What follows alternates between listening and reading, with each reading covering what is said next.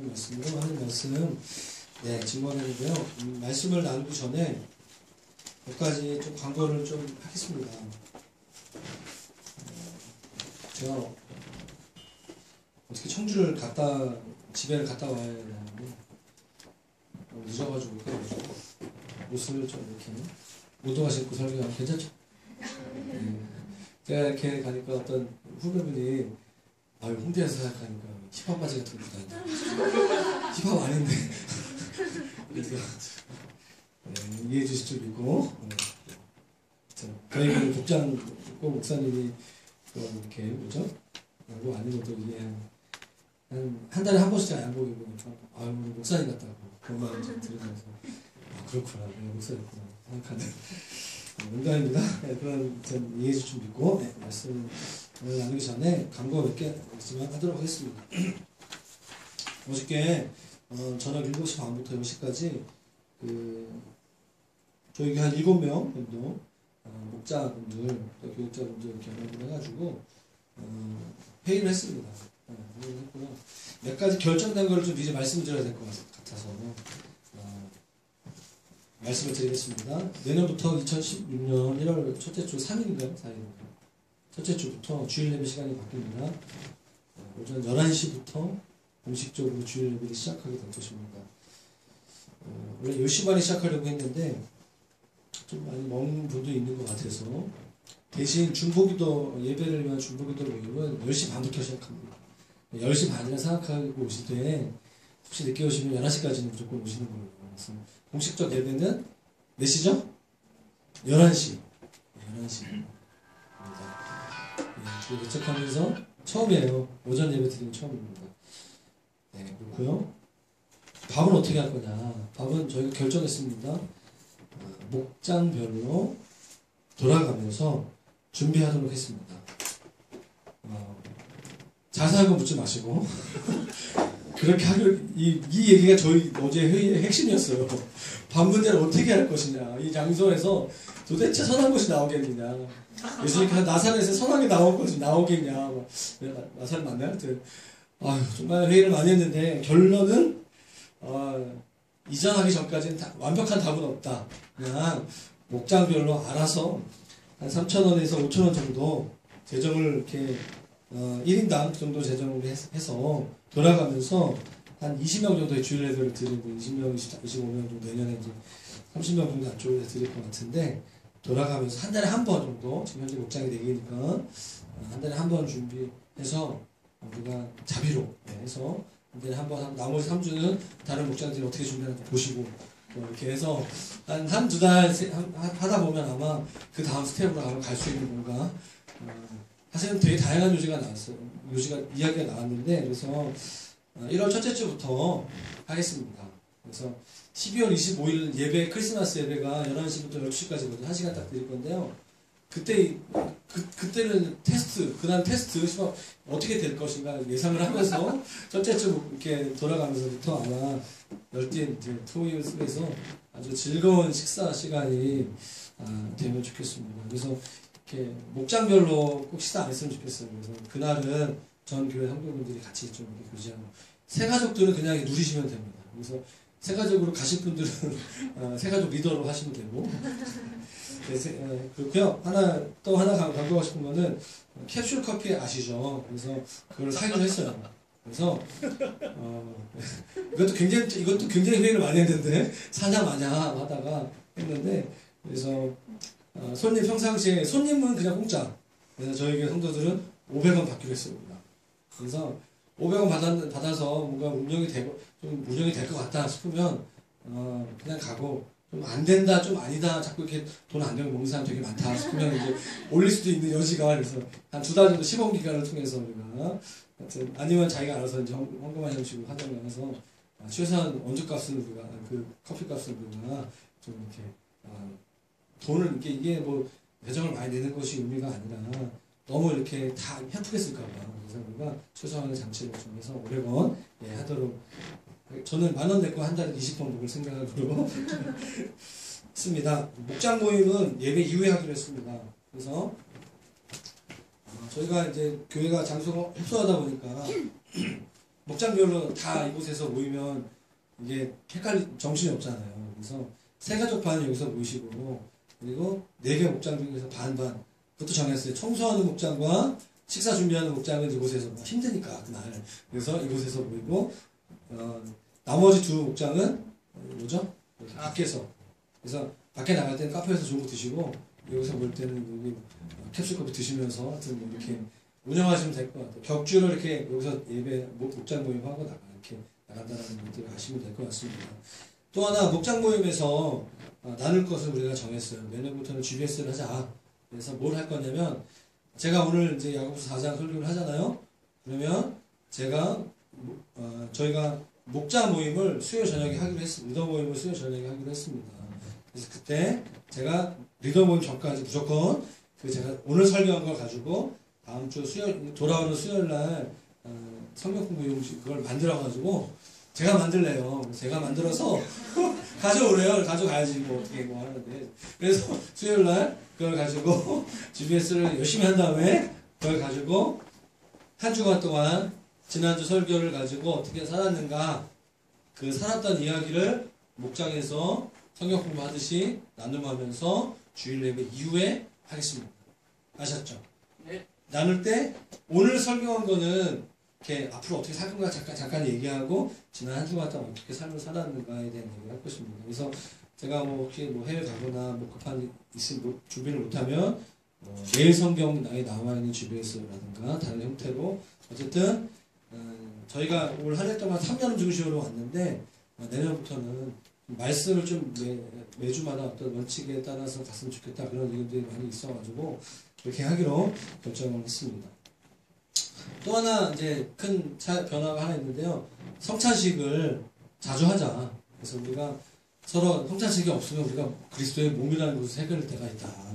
서로 용서하고 화해하며 떡도 먹이고 먹자. 그래서 한 달에 한 번씩 성찬식을 하기로 했습니다. 제가 한 달에 한 번씩 가운 입고 성찬식 하는 그건 아니고, 그래서 1년에 한두 번 정도만 하고 약식으로 해서 우리가 좀 청년들이 많이 모이죠. 그래서 첫째 주 주일 예배 중에 성찬식을 하도록 결정을 했습니다. 1월달부터 같이 우리가 그리스도 안에서 공동체됨을 서로 누리고 서로 사랑하고 또 용서하고 하나 되는 그런 고백들이 우리가 있었으면 좋겠어요.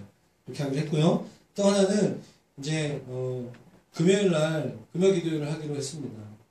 아는 분들 많이 아시는데, 그래서 사실은 굉장히 오랫동안 저희가 기도하면서 준비한 것 같습니다. 그래서 1월 첫째 주 돌아오는 1월 1일이 금요일이거든요. 1월 1일은 모이지 않고 1월 8일인가요? 그러면 8일 날 금요 기도회를 합니다.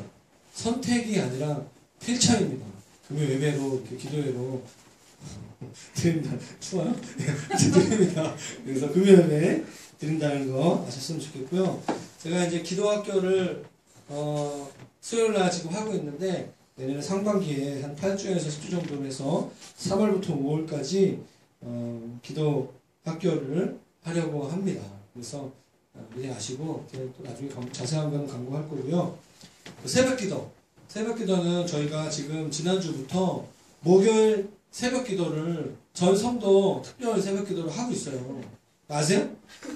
몰랐죠? 저도 몰랐는데 우리가 말하는 헷갈리다가 지난주 어떻게 했어요. 저희 목자 중심으로 목자 모임이 11시에 끝났거든요.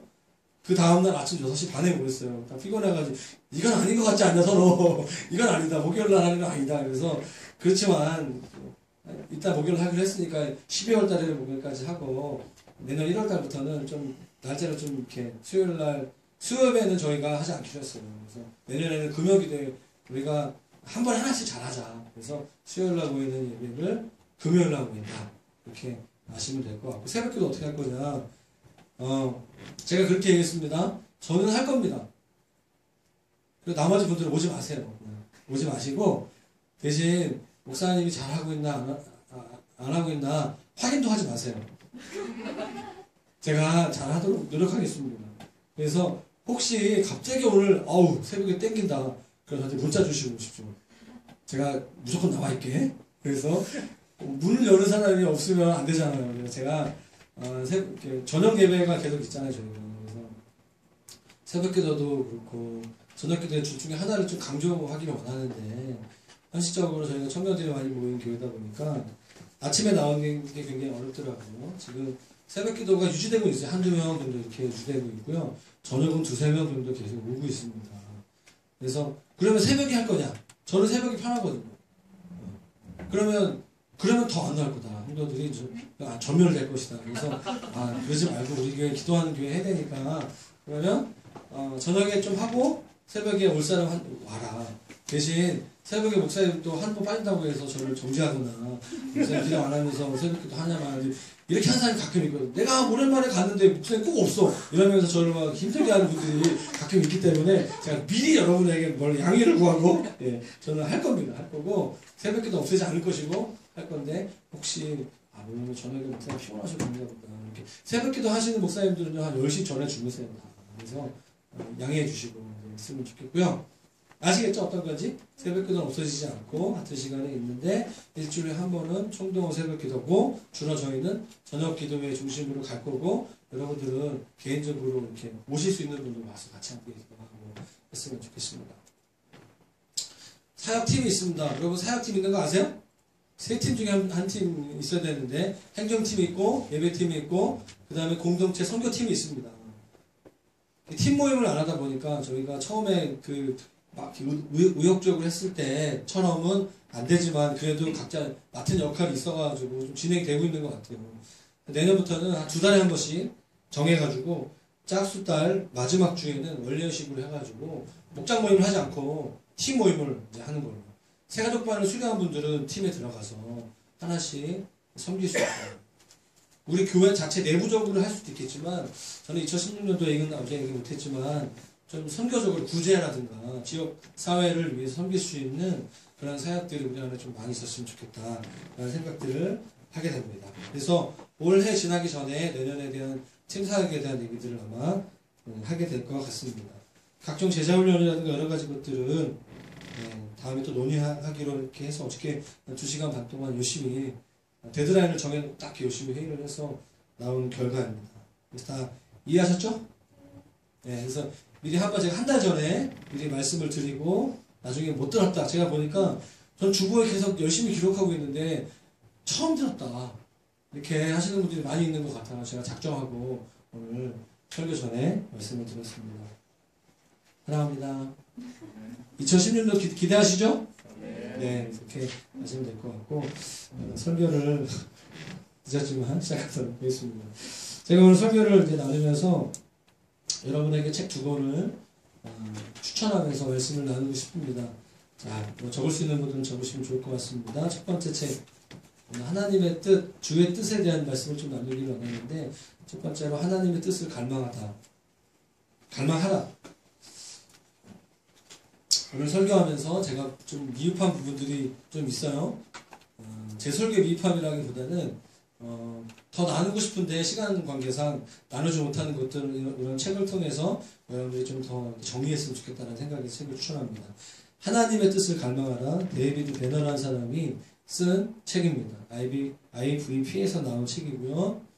영성에 대해서 제가 이번 주 수요 예배 때 나누고 싶은 내용이 많이 들어가 있는 책입니다. 영성에 대한 또 하나님의 뜻을 갈망하는 것에 대한 정리가 잘 되어 있는 책입니다. 또 하나의 책은 하나님의 뜻이라는 책입니다. 제럴드 시처라는 사람이 쓴 책입니다.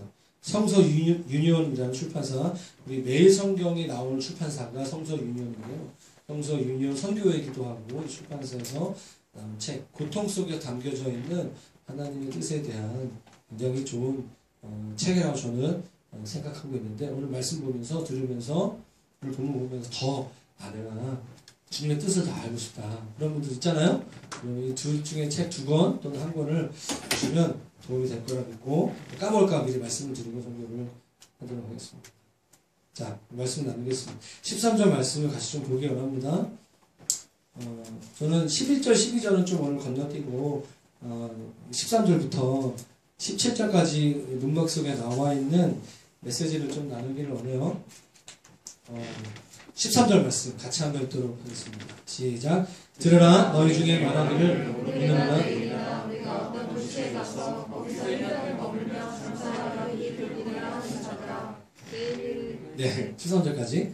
이 말씀의 배경은 시기적으로 말하면 지금으로부터 한 2000년 전 이야기죠. 지리적으로 말하면 그 유대인들, 이스라엘 땅에 있는 백성들을 향해서, 교회를 향해서 야고보 사도가 쓴 편지잖아요. 여러분, 세계 역사를 보면 지금으로부터 2000년 전에 그 지중해 연안, 유럽 남쪽에 있는 나라들과 그리고 북아프리카 지역에 엄청난 그 변화가 있었어요. 큰 전쟁도 있었고 큰 변화가 있었는데 그 변화 중 하나가 뭐냐면 그 도시가 세워지는 거였어요. 대도시가 세워지는, 지금과 같은 큰 도시는 아니지만 마을을 뛰어넘어서 도시가 세워지는 그 일들이 있었다라고 합니다. 격동기가 일어날 때마다 새로운 도시가 세워졌습니다. 그리고 도시가 세워지면 어떻게 되죠? 비즈니스가 활발하게 되어지고, 그래서 엄청난 상권이 형성되는데 그 상권을 주도하는 사람들이 누구냐면 유대인들이었어요. 엄청난 장사꾼적인 기질을 발휘하는 사람들이 바로 유대인들이죠. 미국에 잘 사는 사람들 대부분 큰 이렇게 회사와 부모들이 유대인들이 굉장히 많이 있죠. 그래서 유대인들 사이에 공동체 가운데, 오늘날로 말하면 교회 공동체 가운데, 야, 지금 어디에 스페인 남부 지역에 새로운 도시가 세워지게 되는데 거기 가서 내년에 장사를 하면 대박 나겠다. 야, 저기 옆집에 있는 누가 어떤 장로님이 가서 이렇게 장사를 했는데 정말 대박 났대요. 이번에는 어떤 아이템을 가지고 내년에 2016년 생각하면서 갈까? 그런 상황인 것이죠. 오늘 본문입니다. 어디로 갈까? 얼마 동안 갈까? 무슨 품목으로 할 것인가에 대한 논의를 하는 것이죠. 어떤 기대감이 있었어요. 네. 돈 버는 것에 대한 기대가 충만한 분위기 속에 있었습니다. 여러분, 2000년 뿐만 아니라 오늘날에도 많은 사람들의 관심사는 뭐죠? 어떻게 하면 돈 벌까? 네, 그게 머릿속에 굉장히 많은 생각이 있습니다. 어디에 투자하면 돈을 벌 것인가? 네. 어디에 투자하면 잘 될까? 여러분들도 그런 관심이 있으시죠? 네. 그런데 우리가 알다시피 200년 전만 해도, 불과 한 100에서 200년 전만 해도 우리가 태어나는 도시에서 살다가 죽어요. 자기가 살고 있는 도시를 이렇게 벗어나서 사는 사람은 거의 없는 거죠. 다른 도시에 가서 산다는 것은 최근에 있는 일이죠. 지금 응답하라 1988이 굉장히 인기가 많죠. 1988년도만 해도 가족 중에서 누가 해외 가면 그 영광이 그래가지고 김포공항 다 가고 막 그랬어요. 그래서 저희 그 이모부가 예전에 그 중동의 사우디로 갔는데 저도 갔던 기억이 끌려가가지고 지금 막 신기하다 막 이러면서 했던 기억이. 가문에 한 명 있을까 말까. 해외 한번 가보는 경우 지금은 정말 많이 왔다 갔다 하죠. 전 세계에서 디아스포라가 많은 인구 대비 거의 1, 2위 하고 있는 나라가 바로 한국이죠. 우리는 그런 시대 속에서 살아가고 있습니다. 그런데 오늘 본문에 보시면 2000년 전에 다른 도시에 가서 한 1년 정도 머물면서 돈을 벌러 간다는 것은 굉장히 엄청난 일이었다는 거예요. 사실 엄청난 일이었어요. 엄청난 생각이었던 것이죠. 돈 버는 것이 사람을 이렇게 만든다는 것이죠. 여러분, 이렇게 실크로드 아시죠? 전략적인 선교지입니다. 그래서 실크로드를 통해서 예수님이 오시기를 예배하자. 그래서 여러 가지 말들이 많이 있는데, 아무튼 제가 말하고 싶은 것은 뭐냐면, 그 모든 전 세계에서 일어나고 있는 역사에 굉장히 중요한 것, 돈 버는 것과 관련돼서 만들어진 것이 많다는 것이죠. 실크로드도 그렇고, 신대륙을 발견한 사람들도 다 장사꾼, 비즈니스맨들이었어요. 여러분, 장사하는 사람들은요, 굉장히 모험심이 강합니다. 그런데 그들이 온 세계를 다니면서 이렇게 그 모험심을 발휘하는 이유가 뭐죠? 딱 한 가지예요. 그게 뭐냐면 돈을 버는 거죠. 돈 버는 거. 네. 중국에서 한국으로 미리국하는 사람들 배를 타고서 인천공항이죠. 그 한국으로 이렇게 옵니다. 중국에서 일하는 것보다 돈을 더 받을 수 있다는 그런 소문을 듣고 오게 되는 거죠. 그래서 목숨을 걸고 옵니다. 뉴스가 나왔던 것 같아요. 어떤 잘 걸리니까 냉동실에 숨어가지고 왔다. 냉동실에 숨으려면 그래도 죽는 경우도 있고, 목숨을 걸고서 돈을 벌기 위해서. 돈 버는 것이라면 그렇게 사람들은 막 이렇게 살아가는 것이죠. 여러분에게 묻고 싶어요. 여러분들이 직장에서 어느 날 해외 지사로 있는 회사라면 해외 근무하러 나가라고 얘기를 들었어요. 그러면 어떨까요? 주님께서 기도하는 거 너 선거사 나가라 라고 하면 굉장히 기도 많이 합니다. 그리고 분별을 거치죠. 어떻게 하면 안 갈 수 있는 방법을 찾을 수 있을까? 이게 좋아하는 사람 생기면 그냥 교제하는데 또 이렇게 영적인 어떤 문제에 걸리면 기도를 굉장히 많이 하게 되는 경향이 우리 가운데 있어요. 선교지 가기까지 굉장히 많이 고민하면서 직장은 그렇게 취업하면서 그렇게 선교지 갈 때 그렇게 고민하면서 분별의 시간을 3년, 5년, 10년 걸리면서 선교지에 가는 것들을 보게 됩니다. 회사에서 돈 주면서 월급 주면서 이렇게 가게 되면 더 뭐 위험수당이나 여러 가지로 더 많이 주잖아요. 오예 막 이러면서 소명이 말하면 오예 이러면서 한 달 안에 그냥 가버리는 거예요. 언어가 안 되면 어떻게 하면 가서 배우면 되지. 훈련 가서 배우면 되지. 훈련 받으면 되지. 그러면서 그렇게 가는 거죠. 선교사로 가라고 하면 주님 뜻을 분별하려고 그렇게 오랫동안 시간을 보내는데 그래서 오늘 우리가 이 결단을 하셔야 됩니다. 돈 벌기 위한 열심이 주님을 위한 열심으로 바뀌어야 합니다. 아멘? 돈 벌고자 하는 열심보다 주님을 향한 열심이 더 커요. 사람들은 돈 버는 것을 인생의 우선순위로 여깁니다. 여러분 예수 안 믿는 사람만 그럴 뿐만 아니라 예수 믿는 사람도 그런 것 같아요. 왜냐하면 오늘 본문에 나와 있는 이 야고보 말씀은 야고보가 불신자에게 쓰는 편지가 아니에요. 신자에게 쓰는 편지인 거죠. 민 장로님, 민숙이 장로님 이집트 가는데 저도 같이 가게 해주세요. 중국으로 갑시다. 홍도를 사이에서 가서 돈 좀 벌고 옵시다. 한국은 안 돼. 지금 저기 어디죠? 저기 어디야? 여기 있잖아요. 여기 어디 핀란드 이런데 북유럽 가자. 거기 가서 북유럽 글비 개척하자. 말만 그렇지 실제로 돈 벌자. 막 이렇게 이민 가자. 제가 청년들 만나면 목사님 저 이민 가고 싶어요. 우리 가족 중에 친척 중에 한 명 벌써 왔어요. 이런 말 많이 들어요. 주님이 오늘 14절 가운데 말씀하십니다. 뭐죠? 14절을 보십시오.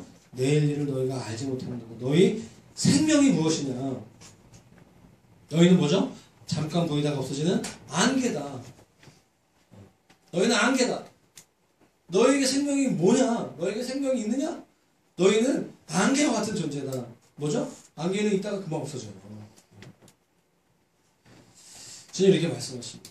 주님은 돈 버는 것 자체가 문제였다는 것이 아니라 사람들이 돈 버는 목적이 없이 그냥 돈 벌고 있는 거예요. 돈 버는 것 자체가 목적인 거죠. 이게 돈 쓰는 것에 대한 즐거움을 잘 아시죠, 여러분? 돈 버는 것 자체에 집중해서 그게 목적인 채 살아가는 사람들이 너무나 많다는 것이죠. 주님 우리에게 너희들의 인생은 안개와 같다라고 말씀하십니다. 그럼 본문을 자세히 보시면 14절 후반부를 보시면 안개의 특징이 뭐죠? 너희는 잠깐 보이다가 없어진다. 안개는 보이긴 보여요. 잠깐 보이다가 없어진다. 그게 너희다. 야고보 사도가 말하고 있습니다. 우리는 우리의 눈에 안개가 낀 것처럼 우리의 눈에 안개가 낀 것이 보이긴 보여요. 근데 금방 사라지는 안개. 여러분 안개가 많이 끼어 있어도 안개는 금방 사라지죠. 우리의 인생에 안개가 왔다는 것은 하나님 보시기에 그렇게 하나님 입장에서 봤을 때 우리 인생이 짧다라는 거예요. 그렇게 찰나 같다라는 거예요. 제가 안개를 좀 묵상해봤어요. 나는 안개구나. 나 안개였네?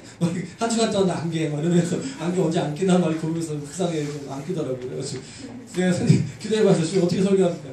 딱 제가 기도하면서 들었던 말이 뭐냐면 성경에 안개와 같은 삶을 뭐라고 할까 보니까 이런 말인 것 같아요. 나그네.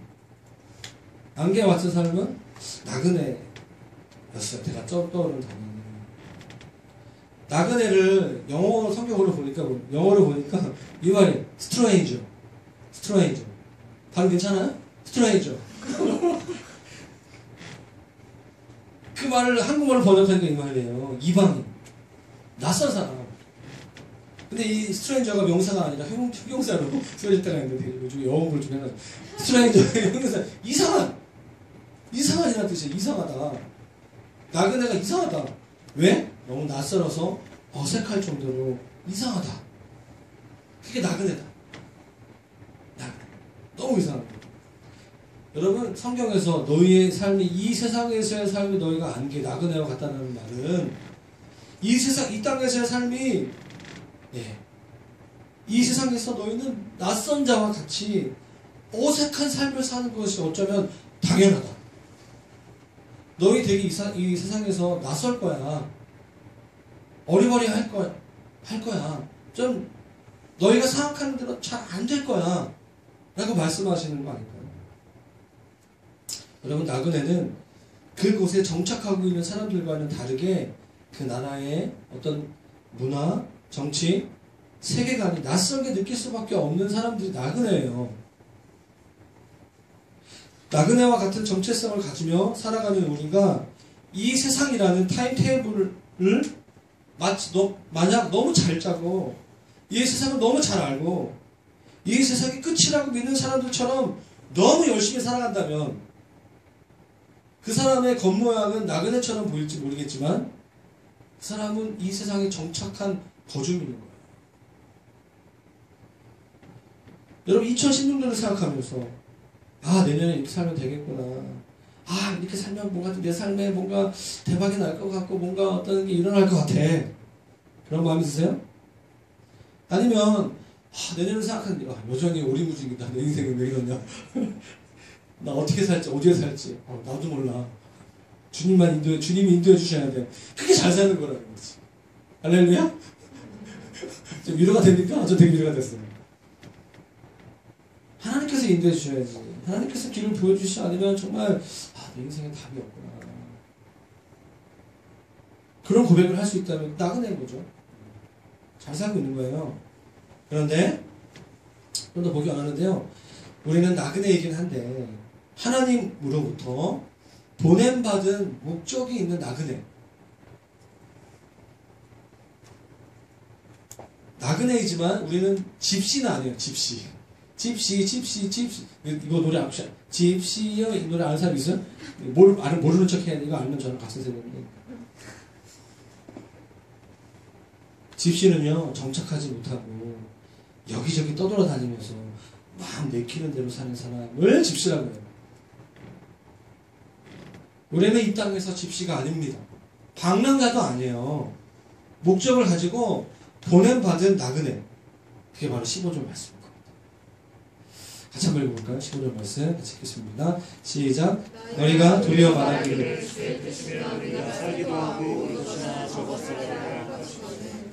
집시는 그냥 마음 내키는 대로 다니는 사람을 말해요. 오락과 즐거움이 있으면 머물고 흥미를 잃어버리게 되면 다른 곳으로 떠나는 사람이 집시예요. 막 다니는 거죠. 근데 그리스도인은 집시와 방랑자가 아니라는 얘기예요. 오늘 이 말씀. 나그네와 같은 정체성을 가진 안개와 같은 존재이지만 여기 이 성경 말씀에 정말 별표 5개 주의 뜻이에요. 뭐라고요? 주의 뜻입니다. 주의 뜻이면 다시 말하면 내 인생을 향한 주님의 뜻을 발견하면 존재감이 확산하는 사람. 나그네인데 갑자기 나그네인데 내 삶의 목적을 발견해. 미친 존재감이 되는 거죠. 빵 터졌어. 다행이다. 이거 안 터지면 어떡하지? 지금 걱정했는데 다행이다. 미친 존재. 주님께 미친 존재. 주님 감사합니다. 땡큐. 여러분 이 땅에서 삶이 낯설다는 의미에서 우리는 나그네의 삶을 살지만 사실은 제가 오늘 하고 싶은 단어는 좋아요. 우리의 정체성. 보냄받은 주의 뜻을 알게 되는, 주님의 보냄받은 의미에서 우리의 정체성은 나그네라기보다는 하나님의 대사. 저도 맞지 않나 하는 생각이 들었어요. 오늘 말씀드리면서. 대사. 대사는요, 왕 또는 대통령의 외교 업무를 위임받은 사람을 말합니다. 대사는 최고위급 외교관이죠. 여러분, 하나님의 나라에서 이 세상으로 보냄받은 첫 번째 사람이 누구죠? 아담이에요. 첫 번째 하나님 나라에 이 세상에 파송된 보냄받은 대사 아담. 아담은 실패한 대사입니다. 하나님 나라에서 이 세상 나라로 하나님이 보낸 마지막 대사는 누구죠? 둘째 아담이라고 하죠? 예수 그리스도. 다행히도 예수님은 이 땅에서 대사로서, 하나님의 대사로 성공하셨어요. 십자가로, 부활로 승리하셨습니다. 근데 안타까운 점이 하나 있습니다. 그분이 성공하셨는데 금방 자리를 뜨셨어. 그게 문제야. 50일 정도 이렇게 부활하신 다음에 50일 정도, 오순절날 40일 정도 계시다가 가셨어요. 감사한 건 떠나시면서 마지막 대사이고 완벽한 대사였던 예수님께서는 제자들을 예수 그리스도의 대사들로 임명하셨습니다. 본인이 하셨던 능력과 스킬과 전략을, 외교 능력을 제자들에게 다 전수해 주시면서 떠나셨습니다. 떠나시면서 그냥 가신 것이 아니라 자신의 분신이신 성령님을 보내셨어요. 여러분, 세계 각국에서 우리 대한민국으로 주한 대사로 온 사람들은 집이 굉장히 좋아요. 좋은 집을 제공받습니다. 월급도 많이 받고, 그리고 보냄받은 왕, 그 나라의 왕 또는 대통령과 같은 대접을 받습니다. 대사들은. 좀 해볼 만한 직업인 것 같아요. 주한 대사에게 가장 중요한 일이 있을 텐데, 가장 중요한 일이 무엇이겠습니까? 사람들이 자기를 마치 왕처럼 받들고 대통령처럼 잘 대우해준다고 해서 자기가 왕이나 대통령이 아니라는 것을 항상 깨달아야 돼요. 항상 자기 스스로 독단적으로 결정하지 않는 것이 가장 중요한 일인 거죠. 대사의 주제 파악하는 거. 자기 위치를 파악하는 거. 그것만 지키면, 내 정체성이 왕이 아니라 대사라는 것만 잊지 않고 이러면 자기의 인생은 마치 왕처럼, 마치 대통령처럼 살 수 있는 사람들이 대사인 거죠. 그래서 대사의 가장 중요한 자질은 본국 또는 본국의 왕이나 대통령과 잘 소통하는 거예요. 그것만 잘하면 모든 선한 것들, 모든 좋은 것들을 이 땅에서 잘 누릴 수 있어요. 그리스도의 대사들인 우리도 마찬가지입니다. 우리 몇 년 전에 우리 김화중 중국 우리 대사님, 뭐죠? 주중 대사 장로님인데 이분이 하나님의 대사라는 책을 썼어요. 첫 번째 책이 대박 나가지고 1, 2, 3까지 쓰시고, 네. 우리는 그분만 하나님 대사가 아니라 중요한 거, 할렐루야, 우리는 다 그리스도의 대사들입니다. 믿습니까? 우리는 다 대사들이에요. 예수 그리스도가 나의 왕, 나의 주인이라고 고백하고 진짜 믿는 사람은 우리의 본국인 하나님 나라, 왕이시고 주인이신 예수 그리스도, 우리를 보내신 예수 그리스도의 생각과 뜻과 그 어떤 질서, 잘 소통하는 것이 우리에게 가장 중요한 일입니다. 그분의 뜻이 이 땅에 잘 전달되고 그분의 뜻과 마음이 나를 통하여서 이루어지는 것이 그리스도의 대사에게 가장 중요한 것이죠. 내 뜻을 관철시키는 것이 아니라 나를 보내신 자의 뜻이 나를 통하여서 이루어지는 것. 그 의미가 오늘 우리가 읽었던 15절 말씀입니다. 주의 뜻입니다. 그래서 우리는 주님의 뜻을 먼저 물어봐야 돼요. 예수님의 뜻, 나를 향하신 예수님의 뜻. 여러분을 향하신 주님의 뜻은 무엇입니까? 여러분을 향하신 주님의 뜻.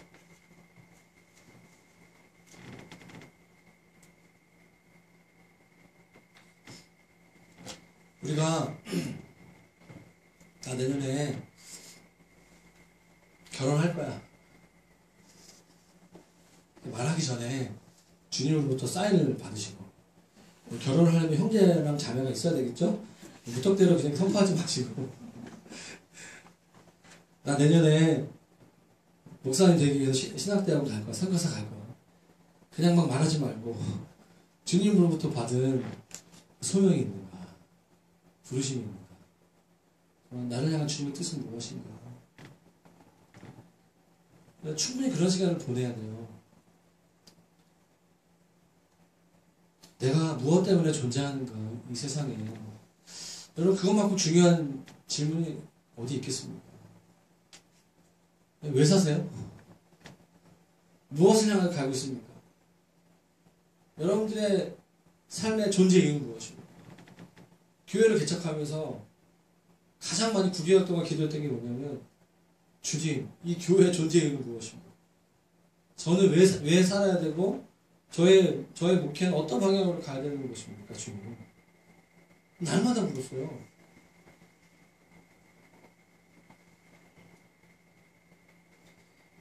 정말 겸손한 사람은, 겸손과 교만은 어려운 게 아닌 것 같아요.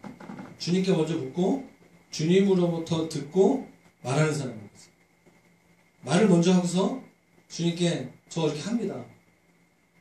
사고치고 주님이 수습하라고 하는 거죠. 주님은 나에게 이렇게 하셔야 됩니다. 하나님은 내가 결정하면 도와주시는 그런 존재라고 생각하는 경향이 우리 가운데 많이 있습니다. 사랑하는 여러분, 여러분들을 향한 주님의 뜻은 무엇입니까? 여러분은 하나님의 뜻을, 하나님의 음성을 어떻게 들으세요? 지난 한 주간 동안. 주님이 나에게, 여러분에게 뭐 하라고 답을 주셨습니까?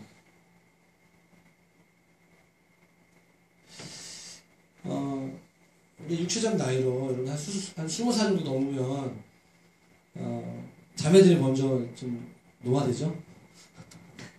제가 보니까 제가 한 10년째 보는 형제 자매들이 좀 있어요. 그러니까 그때에 비해서 많이 늙은 것 같아요. 내가 이 말은 목사님 더 늙은 것 같아요. 이렇게 한 올라오는 사람이 있을 수도 있겠지만 이렇게 다 그렇게 우리는 다 늙어갑니다.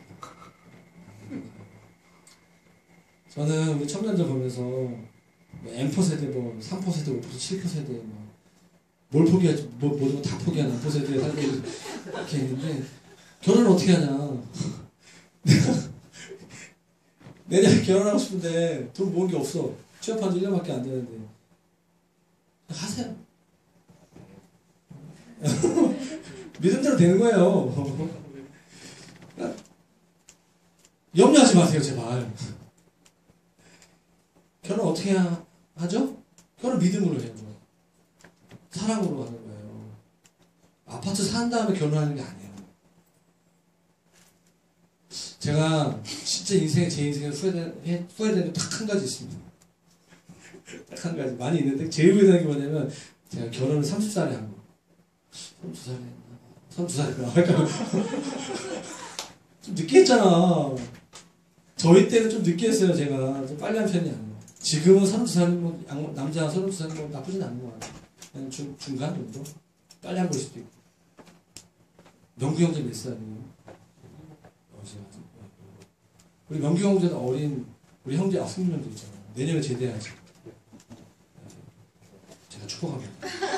승민 형도 대학교 4학년 때 결혼하신 짜증내는 표정인데. 왜냐면 어저께 나랑 제자 훈련하는데 자기 교재 보다는 주님께 집중하고 싶다고 테스트하는 테스트. 제가 소명을 위해서 기도합니다. 소명을 위해서 기도할 때 22살 안에 결혼할 수도 있고. 왜냐하면 너무 좋아요. 지금 교제하고 있는 형제 자매들 있죠. 내년에 웬만하면 다 가세요. 아, 가지 말고 와.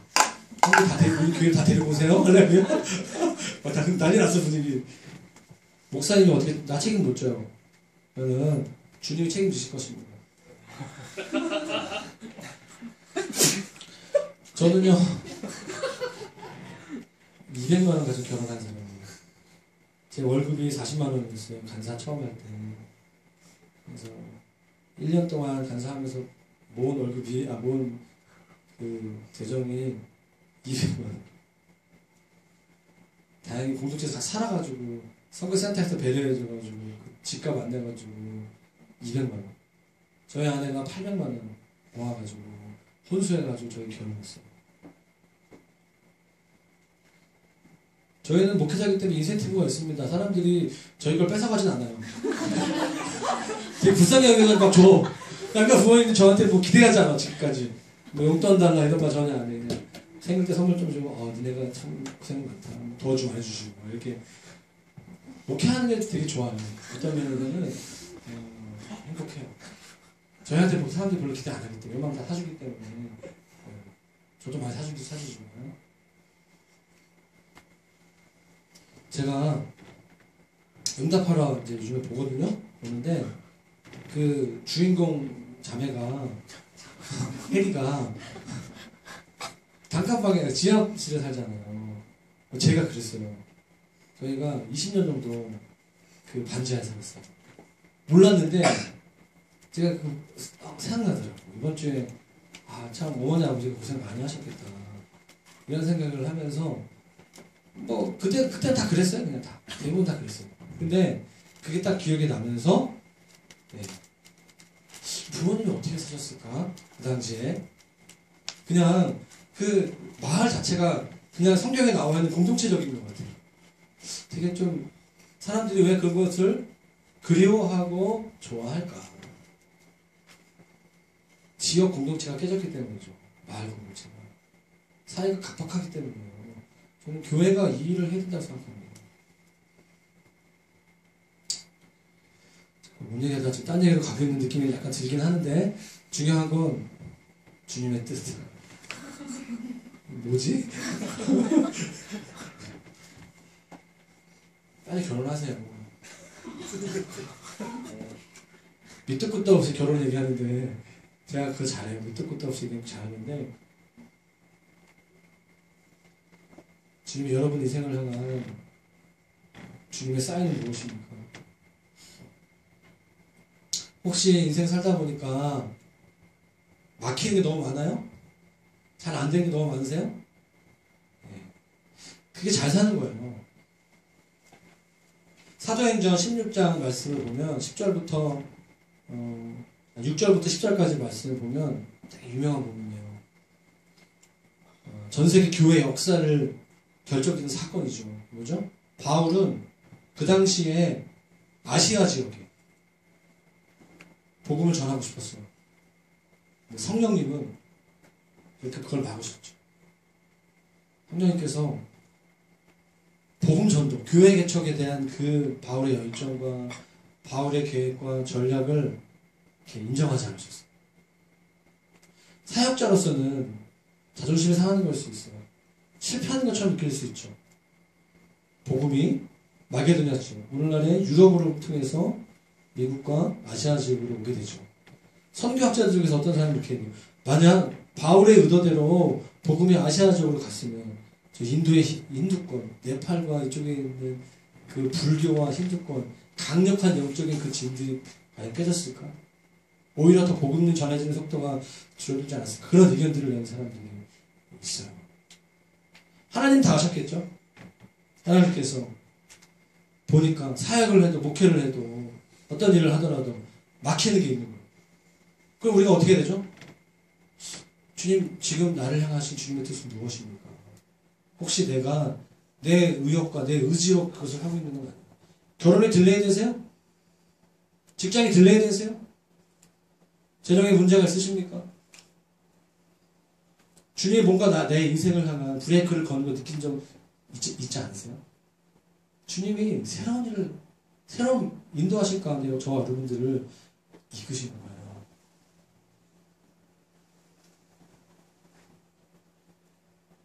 믿으십시오. 주님은 선하십니다. 주님은 선하세요. 주님은 저와 여러분들을 향한 놀라운 계획을 갖고 계세요. 사형리. TCC에서 전도하는 사형리. 일영리가 뭐죠? 하나님은 당신을 향한 놀라운 계획을 갖고 계십니다. 우리 정윤자면 막 입술 막 나오지? 이제 10몇 년 전인데 막 나와. 일영리. 쟤는 쭉쭉 전도하거든요. 사형리. CC 출신이잖아요. 사형리.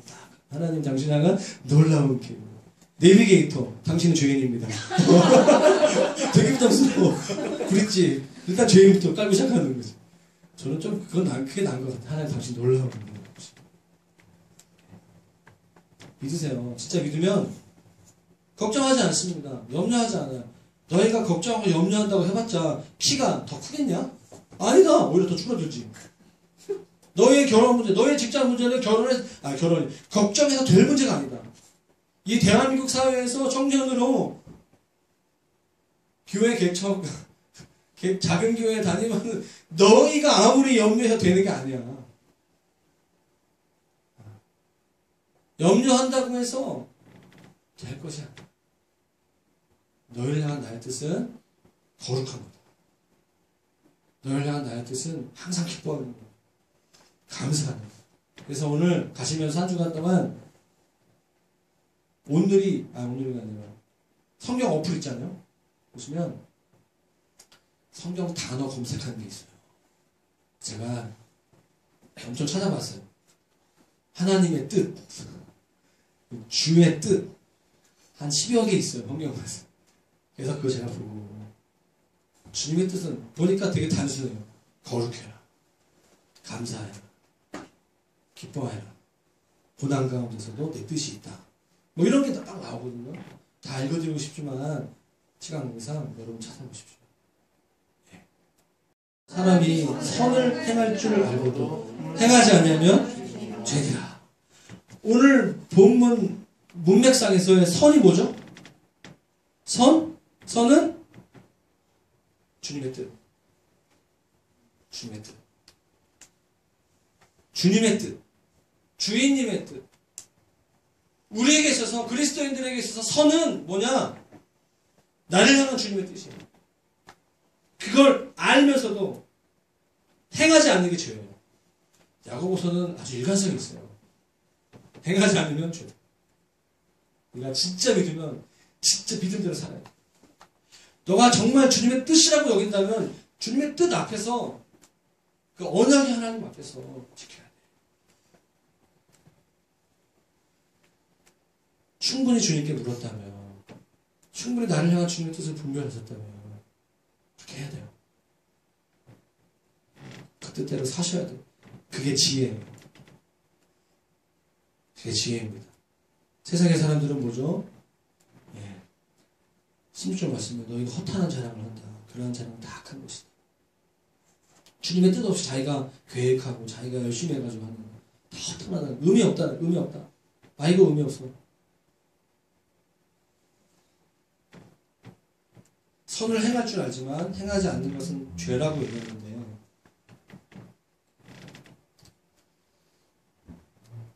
사람들은요 선이 무엇인지 주님의 뜻이 무엇인지 알아요.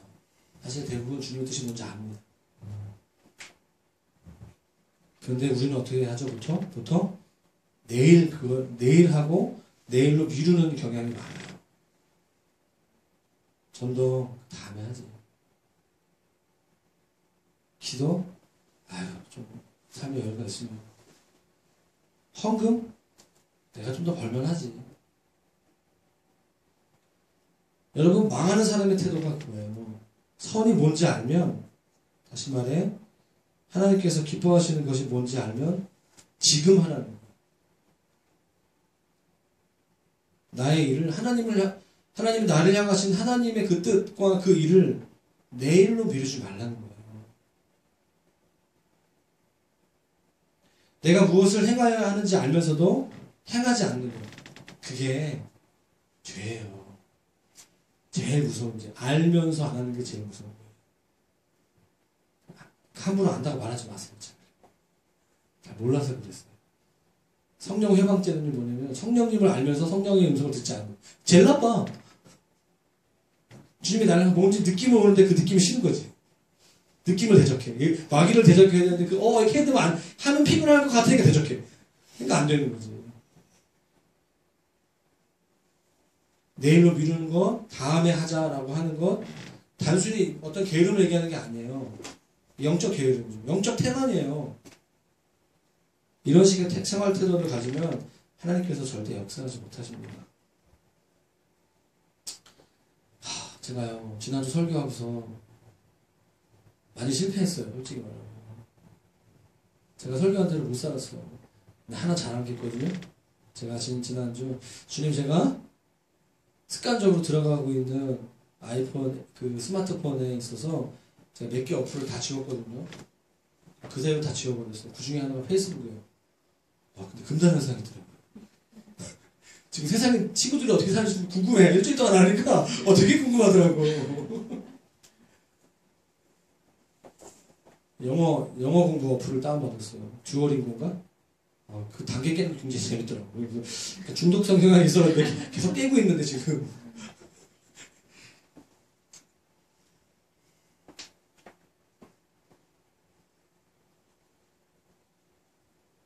사랑하는 여러분, 여러분의 마음에 주님이 깨닫게 해주신 거, 주님이 알게 해주신 거, 그거 있으면 다음 주에 하자, 수련회 때 하자, 내년에 하자. 그런 생각을 버리셔야 됩니다. 하나님께서 지금 내게 알게 하시는 것 있다면 지금 하는 거예요. 주의 뜻이 거창하게 아닐 수 있어요. 야, 큐티 좀 해라. 내일 해야지. 오늘 해야지. 오늘부터. 지금 당장. 하나씩 하는 거예요. 내가 앞으로 구제 사역자가 되고 싶어. 막 많은 사람을 도와주는 삶을 지금부터 해야 돼. 저기 합정역에 주일마다 오시는 분들 계시잖아요. 지하철 앞에. 두 분이 계세요. 바로 입구에 계신 분이 있고 좀 멀리 계신 분이 있고 그분들에게 헌금하는 그런 거. 예를 들어서. 미래는 저와 여러분의 것이 아닙니다. 하나님께서 미래를 알지 못하게 하신 것이 지혜예요. 저 오늘 메시지 핵심입니다. 하나님께서 우리에게 미래를 알려주지 않은 것이 지혜라니까요. 모르는 게 나아. 지금 나를 향한 하나님의 뜻 가운데 순종하는 거예요. 나중에 하려고 하지 말고, 선교지 가서 하려고 하지 말고, 취업한 다음에 하려고 하지 말고, 이선교제 한 다음에 하려고 하지 말고, 지금 하는, 지금 주님 나에게 말씀하시는 거예요. 지금. 우리가 우리의 미래를 알게 되면 우리의 인생은 다 엉망이 돼요. 여러분, 만약에 여러분 미래에 주님이 기도하다가 계시가 열려가지고 성경 외의 계시가 열려가지고 너 그거 아니? 하시는 분 되게 빨리 죽는다? 그럼 지금의 삶이 굉장히 혼란스러워지는 거예요. 산티아고 가야지. 순례자의 길 빨리 가야지 지금. 이러고 있으면 안 돼. 만약 주님이 너 진짜 오래 산다. 120세까지 살 거다. 그러면 내가 열심히 살 필요 되게 너무 많아요. 방탕하게 될 확률이 높아요. 하나님은 미래를 알지 못하게 해줬습니다. 그게 하나님의 지혜예요. 시편 119편 말씀을 보면 주의 말씀은 내 발의 등. 주님 한 1m, 2m 정도의 것만 보여주시잖아요. 오늘 그래서 매일 성경이 되게 중요한 얘기예요. 그때 잘 바꾼 것 같아요. 매일마다 딱 오늘 분량의 말씀 보고 통독을 하겠지만 오늘 분량의 말씀 보고 주님의 음성이나 믿고 그 말씀 앞에 살아가는 거예요. 자, 큐티 하시겠습니까? 큐티를 하나님의 말씀이라 받으시겠습니까? 거기에 나와 있는 맥체인 성경 통독이 주님의 말씀이라 받으시겠어요? 아멘. 아멘? 아멘. 여러분 그 말씀을 받기 시작하면 말씀에 대한 갈급함이 생기기 시작해요. 큐티를 제대로 하면 성경에 대한 갈망이 생기기 시작해요. 제가 11월 달에 간증이라니까요. 간증, 말씀을 보기 시작하면 말씀에는 엄청난 파워가 있어요. 하나님의 뜻을 더 정확하게 알고자 하는, 더 구체적으로 광범위하게 하나님의 경륜을 알고자 하는 마음이 생긴다니까요. 그래서 말씀을 보게 돼요. 여러분, 그날 하나님께서 하나님의 뜻이라고 알려주시는 것을 깨닫게 해주시는 것이 있잖아요.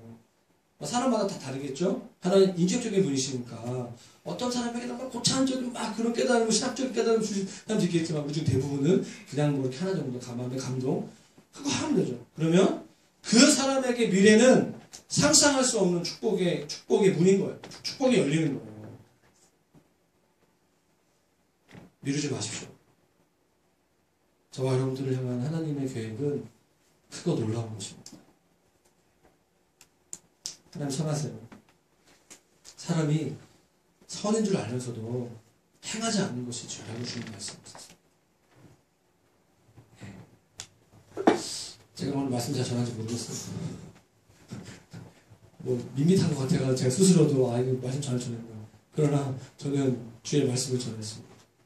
오늘 저와 여러분들 향한 이 교회를 향한 주님의 뜻을 구하시고 거창한 뜻이 아니더라도 매 순간마다 주님의 음성을 구하시고 또 그 앞에서 지금 주님의 뜻을 구했다면 그대로 행함이 능력이죠. 믿으면 행할 수 있어요. 진짜 믿으면 그 사람 말에 권세가 생겨요. 저희 아내랑 길을 가다 보면 지금은 제가 잘 안 믿는데 내가 이렇게 이쪽인 것 같아.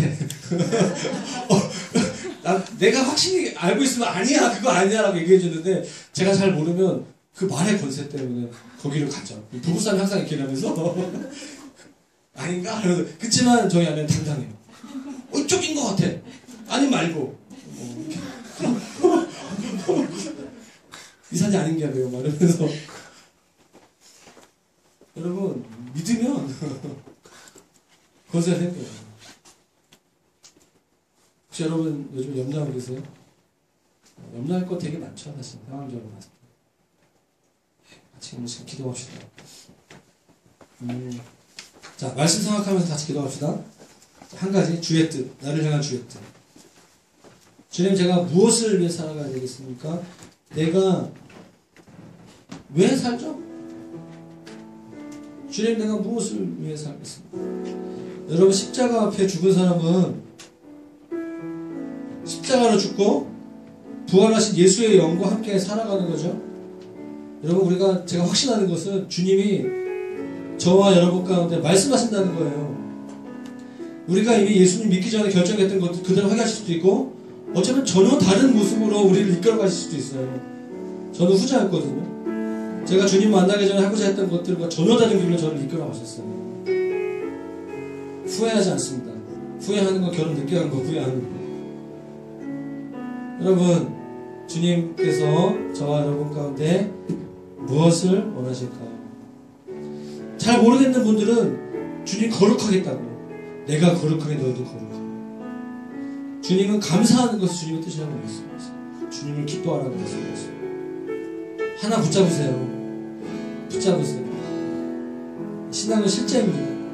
예수 믿는다는 것은 진짜예요. 진짜 우리가 믿고 살아가는 것입니다. 오늘 이 시간 같이 함께 기도할 때 주님 한 주간 동안 주님 나에게 말씀하시는 주의 뜻대로 해가겠습니다. 내가 해외에 가고 내가 어디서 뭘 하는 것이 중요한 게 아니라 그것의 시작이 그 동기가 주님으로부터 온 것이라면 우리는 할 수 있어요. 오늘 이 시간 우리가 영적으로 겸손함으로 우리 안에 모든 영적 나태함들을 회개합니다. 오늘 주님께서 말씀하신 앞에 반응하겠습니다 라고 이 시간에 기도하겠습니다. 주님 앞에 나아가십시오. 예, 주님, 이 시간 우리가 기도합니다. 주님, 주의 뜻이면 우리가 살기도 하고 이것이나 저것을 할 것이라고 말씀하셨습니다. 나의 눈을 열어 주 보게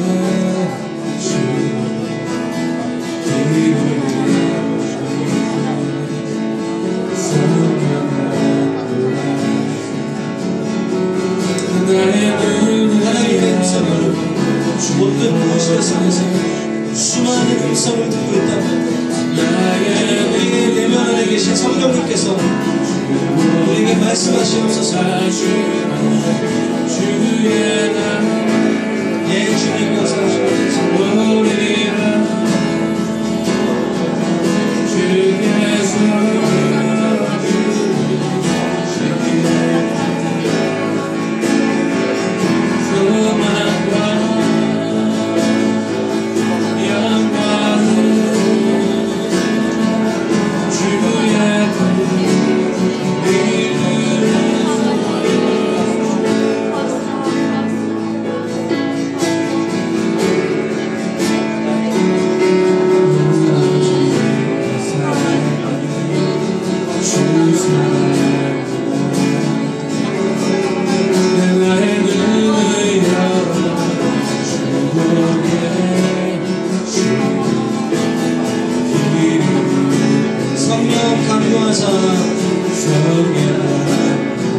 나의 눈을 열어 주보게 하시네. 나의 눈을 열어 주보게 하시네. 우리 고백합시다. 주의 나라 오리라. 주께서 부르실 때 소망과 영광에 주의 드리소서.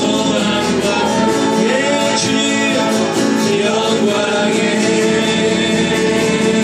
주의 이름 주의 나라 오리라. 주의 나라 오리라. 예, 주님 주께서 부르실 때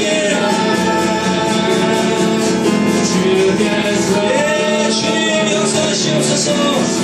소망과 영광에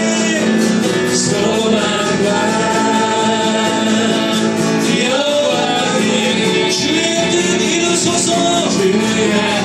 우리 다시 한번 고백합시다. 주의 나라 오리라. 주의 나라 예, 주님 오리라.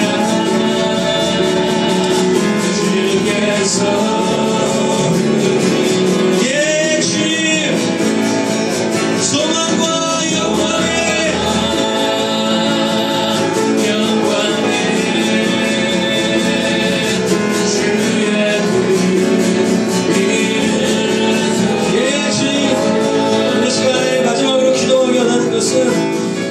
제 마음속에 2015년 12월은 지난 2015년 1월부터 주님이 말씀하셨던 것들에 대한 순종하지 않았던 것들, 또 깨어서 반응하지 못했던 것들에 대한 정리하는 시간이라는 생각이 좀 듭니다. 그래서 오늘 이 시간 우리가 같이 좀 기도하기 원하는 것은 하나님 올 한 해 동안 저에게 이 교회 가운데 우리 일터 가운데 가족 가운데 하나님 말씀하셨는데 주님 우리에게 말씀하셨는데 여러가지 상황 가운데 마음 가운데 듣지 못했던 부분들이 있었다면 시간 우리가 마음이 좀 회복될 수 있도록 시간이 남아있습니다. 한 달 동안 우리가 주님께 집중할 수 있도록 우리의 삶을 영적인 고독의 자리 가운데에서 주님과 독대함의 시간들을 통하여서 주님 말씀을 듣고 올 한 해를 마무리할 수 있도록 그래서 우리 인생을 향하신 주의 뜻을 분별하고 이 교회를 향하신 주의 뜻, 이 나라를 향한 열방을 향한 주의 뜻을 분별하고 삶이 재조정되어질 수 있는 시간 될 수 있도록 하나님 오늘 우리의 눈을 열어 주시옵소서. 우리가 주님을 바라봅니다. 예수님 바라봅니다. 예수님 닮기 원합니다. 우리 시간에 좀 고백하면서 선포하면서 주의 이름을 좀 부르짖으면서 좀 나아갔으면 좋겠습니다. 기도하겠습니다. 주여 주님 예 주님 시간을 기도합니다. 예 주님 역사하시옵소서. 나의 눈을 열어 주보게 주의 자 예 주님 역사하시옵소서. 나의 눈을 열어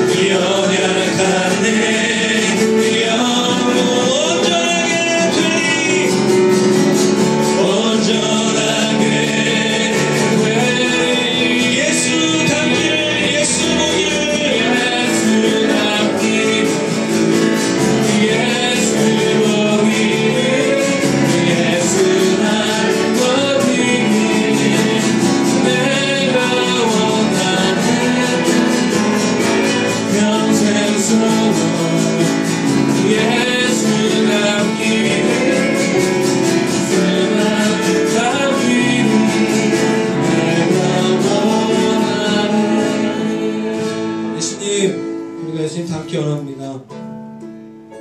오늘 한 해를 마무리하는 마지막 달이 되었습니다. 주님의 뜻이 선하십니다. 사랑하는 성도들에게, 이 땅의 한국교회 성도들에게 이미 우리에게 알려주신 성경을 통하여서 성령님께서 기도하는 가운데 우리에게 알려주신 주님의 그 선하신 뜻이 우리의 삶을 통하여서 나타내게 하여 주시고, 우리가 남은 한 달 동안 우리가 회개하겠습니다. 복음대로 사는 게 어렵다고, 말씀대로 사는 게 어렵다고, 예수님과 함께 사는 것이 어렵다라고 말하는 우리의 입술과 우리의 삶의 연약함들을 하나님께 올려드립니다. 우리의 삶의 방향이 오직 예수 그리스도, 주님 당신께 우리의 시선이 고정되어지기를 원합니다. 이 공동체 중심에 예수님 있기를 원합니다. 예수님의 음성을 듣기를 원합니다. 예수님의 말씀을 듣기를 원합니다. 오늘 이 고백을 주님 받아주시고 우리가 승리케 하여 주시옵소서. 이미 승리하신 주님을 찬양합니다. 주님 감사합니다. 주님 선하신 주님을 찬양하며 예수님의 이름으로 기도했습니다.